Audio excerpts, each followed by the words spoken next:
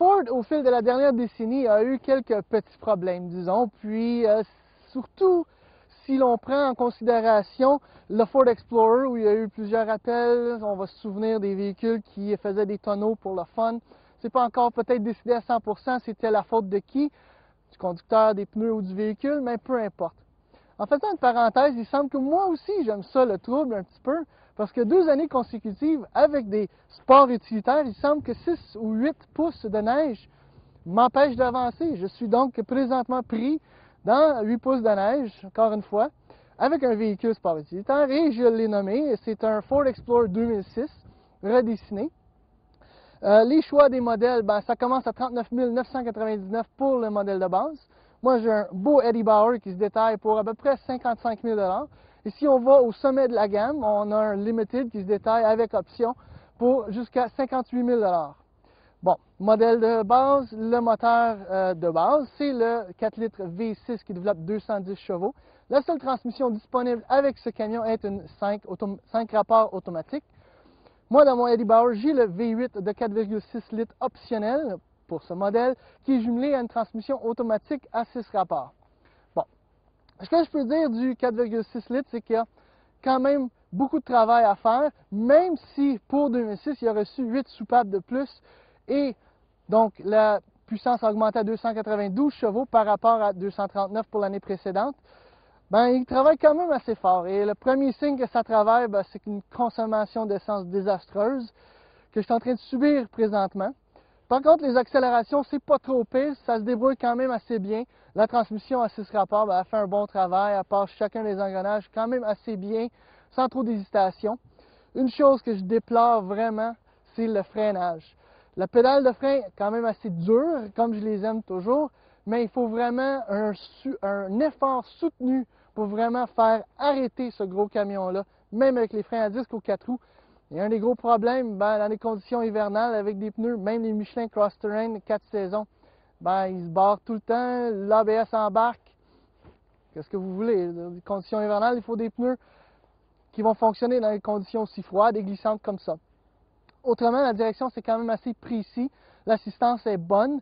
Une chose que j'aime beaucoup, par exemple, c'est son comportement routier. C'est doux, c'est sain, c'est confortable, relativement silencieux. Ça fait un bon boulevardier, si vous voulez, si vous aimez faire des grosses promenades sur la route. Pas dans la neige ou dans des conditions où la traction intégrale devrait fonctionner, parce que ça ne semble pas vouloir fonctionner. Si l'on considère les dimensions extérieures de l'Explorer et on s'assied à l'intérieur, on ne dirait vraiment pas qu'il est aussi gros qu'il l'est. Moi, je suis assis dans la position du conducteur et je regarde le pilier A, il est proche. Le pare-brise, il est proche. Même que l'espace pour la tête n'est pas énorme. Donc, on a vraiment un sentiment que tout est rapproché, que c'est vraiment étroit. Donc, moins gros qu'on a vraiment l'impression qu'il l'est. Autrement, une des choses que moi j'aime beaucoup du Explorer, c'est son système de navigation. L'écran, on peut y toucher, c'est tactile, ça fonctionne très bien. Plusieurs boutons du menu se retrouvent chaque côté de l'écran. Super facile à utiliser. C'est un des plus rapides et les plus précis à date de tous ceux que j'ai utilisés. Donc j'aime beaucoup ça. Par contre, pour les commandes de la climatisation, j'aime pas mal moins. La raison, certaines des commandes, ça fonctionne bien, chauffage, la vitesse de la ventilation, quand il fait beau et clair à l'extérieur, comme présentement. La nuit, par contre, à moins d'avoir la luminosité à l'intensité maximum, on ne voit pas ce qui est sélectionné. Donc, si on pèse sur la position pour le dégivrage, par exemple, on ne le voit pas. Il y a seulement qu'une petite barre de lumière qui s'illumine par-dessus. Il faut vraiment regarder ce qu'on fait. On continue. L'instrumentation, c'est noir sur blanc. J'aime beaucoup, ça fonctionne bien. Le volant, c'est une bonne prise, bonne dimension, je l'aime bien. Par contre, les branches chaque côté sont très épaisses. Donc, on a un petit peu de misère à vraiment enrouler nos mains. Une autre chose que j'aime quand même, c'est la poignée pour ouvrir la porte. C'est au bout de l'appui-bras, ça fonctionne très bien. Par contre, la poignée pour fermer la porte est beaucoup plus basse, puis pas exactement facile d'accès. Donc, il faut s'habituer à ça. Si on parle de l'habitacle en général, les matériaux sont quand même assez bien. La finition, c'est pas pire. Par contre, on voit des marques du moulage de certaines des pièces. Donc ça, je trouve ça pas mal inacceptable pour un véhicule de 55 000 $. Je me serais attendu peut-être un petit peu plus de luxe, un petit peu plus de finesse ou de raffinement dans les produits. Les sièges, c'est confortable, du bon support pour la première et la deuxième rangée. C'est des baquets en arrière. La banquette repliable dans la troisième rangée, ça se réserve pas mal aux enfants comme d'habitude. Par contre, sont à commande électrique, donc on peut les baisser et les monter à l'aide d'un bouton. Donc ça peut être utile si vraiment on les baisse et on les monte à chaque fois. Donc, généralement parlant, c'est quand même assez confortable comme habitacle, mais encore une fois, on a vraiment l'impression que c'est plus petit que ça l'est vraiment.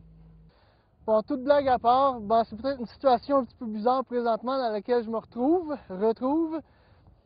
Ford Explorer, c'est quand même un véhicule qui est assez capable dans les promenades hors route. Moi, je semble quand même d'être capable de sortir de quelques pouces de neige.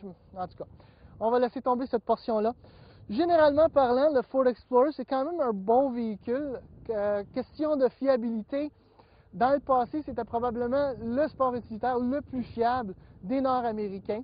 Donc, je vais assumer quand même que le nouveau Explorer va bien faire dans le futur plutôt. Je regarderai quand même les produits japonais. Je pense à un en particulier, le Toyota 4Runner, qui s'avère quand même être une légende en ce qui concerne la fiabilité et les capacités hors route. Je suis pas trop inquiet, ça devrait quand même bien aller avec l'Explorer. Je l'aime bien, c'est une situation présentement un petit peu bizarre si vous voulez, mais regardez-le. Mais si vous considérez un véhicule de ce type-là, vous savez la consommation, ça vient avec, mais jetez aussi un coup d'œil sur le côté des produits japonais.